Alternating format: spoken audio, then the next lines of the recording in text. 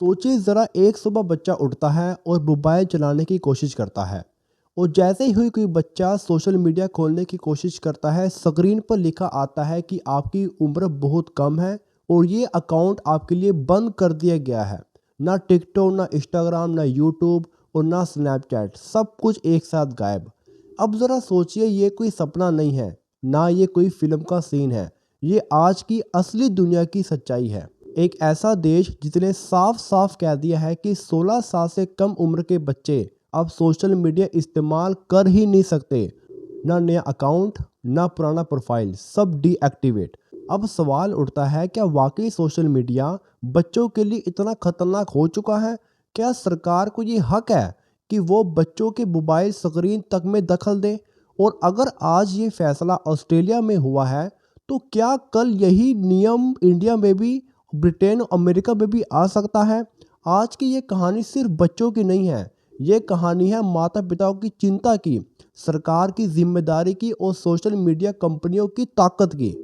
तो चलिए एक एक करके समझते हैं। ऑस्ट्रेलिया ने ऐसा सख्त फैसला क्यों लिया, ये नियम काम कैसे करता है और दुनिया भर में इस फैसले को लेकर इतनी हलचल क्यों मची हुई है। ऑस्ट्रेलिया की सरकार ने एक ऐतिहासिक फैसला लिया है। देश में 16 साल से कम उम्र बच्चों के लिए सोशल मीडिया पूरी तरह बंद कर दिया गया है। इसका साफ मतलब है कि बच्चे नया सोशल मीडिया अकाउंट नहीं बना सकते। जिन बच्चों के पास पहले से अकाउंट थे वो भी बंद कर दिए गए हैं। और ये नियम सिर्फ एक दो एप्लीकेशन तक ही सीमित नहीं है। और इस बैन में ये एप्लीकेशन शामिल हैं जिसमें Facebook, Instagram, Snapchat, threads, TikTok, x और यूट्यूब भी, यानी लगभग हर बड़ा प्लेटफॉर्म है। और ये दुनिया में पहली तरह का पहला कानून है। अब यहीं पर एक सवाल उठता है कि आखिर सरकार को इतना बड़ा और सख्त कानून उठाने की ज़रूरत क्यों पड़ी। देखो, ऑस्ट्रेलियन सरकार का कहना है कि आज के सोशल मीडिया प्लेटफॉर्म जानबूझकर ऐसे डिज़ाइन किए गए हैं जो बच्चों को ज़्यादा से ज़्यादा समय तक स्क्रीन पर टिकाए रखें। सरकार के थ्रू कराए गए एक बड़े रिसर्च से सामने आया है कि 10 से 15 साल के 96% बच्चे सोशल मीडिया इस्तेमाल कर रहे थे और उनमें से 10 से 7 बच्चों को बहुत ही हार्मफुल कंटेंट दिखाया गया है। अब ज़रा ध्यान दीजिए कि ये डैमेज करने वाले कंटेंट क्या थे। महिलाओं के खिलाफ नफरत, हिंसा से भरे वीडियो, खाने से जुड़ी सीरियस बीमारियों को बढ़ावा देना, सुसाइड को नॉर्मल बनाने वाला कंटेंट भी। और इस कंटेंट में ये दिखाना कि सुसाइड करना एक बहुत ही नॉर्मल बात है। और सबसे डरावनी वाली बात ये है कि हर 7 में से एक बच्चा ग्रूमिंग जैसे व्यवहार का शिकार भी हुआ है। यानी बड़े लोग या फिर बड़े बच्चे छोटे बच्चों से गलत तरीके से बात कर रहे थे। आधे से ज़्यादा बच्चों ने साइबर बुलिंग झेली भी है। अब मैं आपसे एक सवाल पूछता हूँ कि अगर यही सब आपके बच्चों के मोबाइल में चल रहा हो तो क्या आप सच में चुप बैठोगे? यही वजह है कि सरकार ने कहा अब सिर्फ सलाह देने से काम नहीं चलेगा, अब कानून बनाना ही पड़ेगा। अब सरकार ने साफ कहा है कि हर वेबसाइट पर बैन नहीं लगेगा, केवल उन्हीं प्लेटफॉर्म को शामिल किया जाएगा जिनका मकसद है लोगों को आपस में बातचीत करवाना, यूज़र को एक दूसरे से जोड़ना और कंटेंट पोस्ट करने की आज़ादी देना। और इस वजह से यूट्यूब किड्स, गूगल क्लासरूम और व्हाट्सएप को इस बैन में शामिल नहीं किया गया। बच्चे अभी भी ऐसे प्लेटफॉर्म पर बिना अकाउंट कंटेंट देख सकते हैं जहां लॉगिन करने की ज़रूरत नहीं है। लेकिन यहाँ भी सवाल उठता है, क्या इतने से बच्चों की पूरी सुरक्षा हो जाएगी? अब आप ये मत सोचिए कि अगर कोई बच्चा सोशल मीडिया चला रहा है तो उसे और उसके माता पिता को सज़ा मिलेगी, बिल्कुल भी नहीं। सरकार ने सारा दबाव सोशल मीडिया कंपनियों पर डाला है। अगर कोई प्लेटफॉर्म इस नियम को तोड़ेगा तो उस पर लग सकता है 49.5 मिलियन ऑस्ट्रेलियन डॉलर तक का जुर्माना, यानी अरबों रुपए। इसके साथ ही कंपनियों को यह भी कहा गया है कि उन्हें बच्चों को रोकने के लिए बिल्कुल रीजनेबल स्टेप्स उठाने होंगे। मतलब सिर्फ उम्र लिख देने से काम नहीं चलेगा और माता पिता के बोल देने से भी काम बिल्कुल भी नहीं चलेगा। उन्हें इस्तेमाल करनी होगी सरकारी पहचान, फोटो पहचान, आवाज़ पहचान और यहाँ तक कि ऑनलाइन व्यवहार देखकर भी उम्र का अंदाज़ा किया जाएगा। अब सोचिए ये तकनीक कितनी जटिल और डरावनी भी हो सकती है।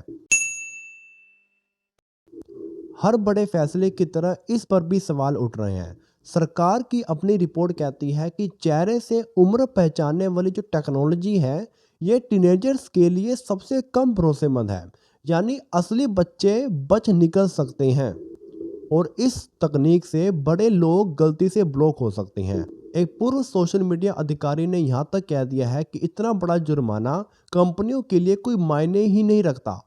और एक और बड़ा सवाल, जब गेमिंग प्लेटफॉर्म और डेटिंग साइट्स और एआई चैटबॉट भी बच्चों के लिए खतरनाक साबित हो चुके हैं, तो उन्हें क्यों छोड़ा गया है? देखो, उम्र जांचने के लिए इतना ज़्यादा पर्सनल जानकारी जमा करना अपने आप में बहुत बड़ा खतरा है। ऑस्ट्रेलिया पहले भी कई बड़े डेटा लीक देख चुका है और सरकार का दावा है कि डेटा सिर्फ उम्र जांचने के लिए होगा। बाद में इस डेटा को ख़त्म भी कर दिया जाएगा और गलत इस्तेमाल पर सख्त सज़ा होगी। लेकिन सवाल वही है, क्या भरोसा किया जा सकता है? देखो, ऑस्ट्रेलिया अकेला नहीं है। डेनमार्क 15 से कम बच्चों पर बैन की तैयारी कर रहा है। नॉर्वे भी सोच रहा है और फ्रांस में सोशल मीडिया कर्फ्यू की बात चल रही है और स्पेन में माता पिता की परमिशन ज़रूरी करने की योजना है। और अगर मैं ब्रिटेन की बात करूं तो वहां पर कंपनियों पर जेल तक का खतरा है। और अमेरिका में ऐसी कोशिशें पहले हो चुकी हैं, पर वही अदालत में वो बातें अटक चुकी थी। यानी पूरी दुनिया इस सवाल से जूझ रही है कि बच्चों को डिजिटल दुनिया से कैसे बचाया जाए। तो अब सवाल आपसे है कि अगर सोशल मीडिया वाकई बच्चों की सेहत, सोच और ज़िंदगी को नुकसान पहुंचा रहा है, तो क्या सरकार का दखल सही है? या फिर हमें बच्चों को डिजिटल दुनिया से लड़ना सिखाना चाहिए, ना कि उनसे मोबाइल छीन लेना चाहिए? देखो, अब सवाल उठता है, जो फैसला ऑस्ट्रेलिया ने लिया, क्या वैसा ही कोई सख्त कानून भारत में भी आना चाहिए? भारत में आज करोड़ों बच्चे सोशल मीडिया इस्तेमाल कर रहे हैं, पढ़ाई के नाम पर मोबाइल हाथ में ले लेते हैं और लेकिन धीरे धीरे वही मोबाइल रील्स, कंपेयर और दिखावे, ऑनलाइन प्रेशर का जरिया बन जाता है। सच ये है कि इंडिया जैसे बड़े और डाइवर्स देश में पूरी तरह बैन लगाना आसान नहीं है। यहाँ इंटरनेट सिर्फ इंटरटेनमेंट का साधन नहीं है, बल्कि पढ़ाई, जानकारी और मैनिफेस्टेशन का साधन भी है। लेकिन इसका मतलब ये नहीं है कि बच्चों को बिना सुरक्षा के छोड़ दिया जाए। देखो, शायद भारत के लिए सही रास्ता ये हो सकता है कि पूरी तरह बैन तो नहीं, लेकिन उम्र के हिसाब से सख्त नियम और मजबूत पेरेंटल कंट्रोल और स्कूलों में डिजिटल समझ की शिक्षा दी जाए। अब आखिरी सवाल आपसे, क्या भारत को इंतज़ार करना चाहिए या अभी से बच्चों की ऑनलाइन दुनिया को सुरक्षित बनाना चाहिए?